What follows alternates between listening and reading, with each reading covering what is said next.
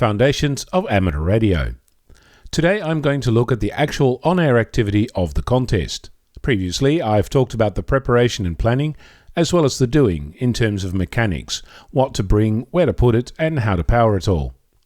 At the most basic level, a contest is a combination of two things: making and taking calls. It's an important point, so I'll say it again. A contest is two things: sitting on a frequency and call CQ and have other stations call you, and it's also hunting up and down the dial finding other stations who are calling CQ. These two sides, being the instigator of the contacts and being the responder, are needed to make points. Even the most advanced contest station with multiple operators and transmitters will do both these things, and when you're on your own, you too need to do this. One reason for this is that in a contest, others are doing the exact same thing. They're also swapping between both these activities to pick up extra points and multipliers. Another reason is propagation. Your station is unique. It has a unique radiation pattern, a unique location, a unique audience of stations that can hear you at any one time. Across the duration of the contest, this will change as day turns into night and night back into day. If you're mobile, there's an additional variable: your location, which will affect your audience every time you move. If those two reasons were not enough, here's one more. How do you know if the band you're on is working or not?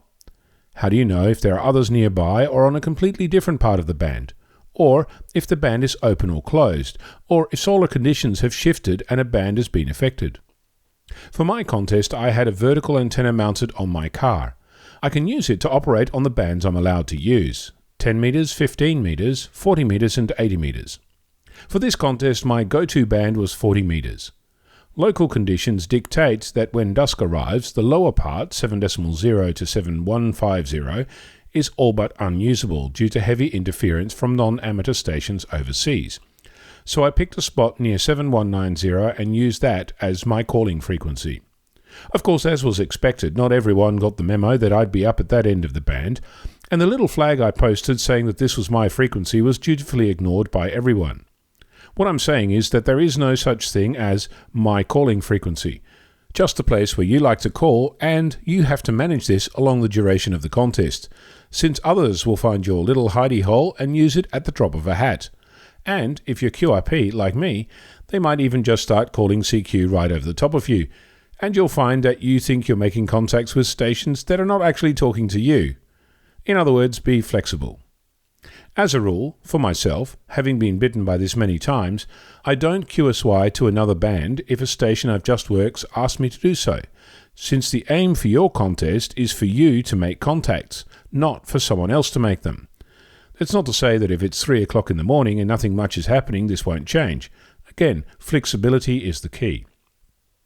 I tend to use both VFO-A and VFO-B on my radio.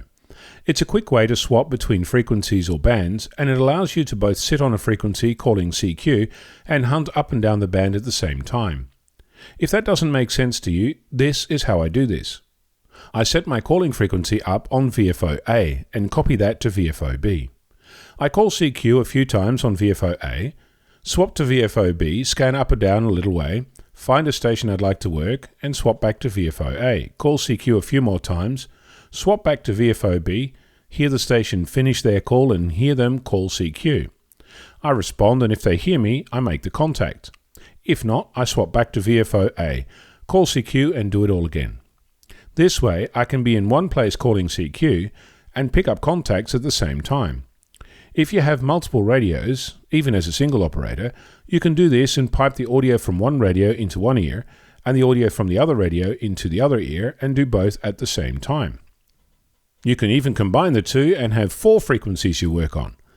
This requires practice, and you must make sure that both radios are not on the same band ever. Otherwise, you'll likely blow up the second one while transmitting on the first.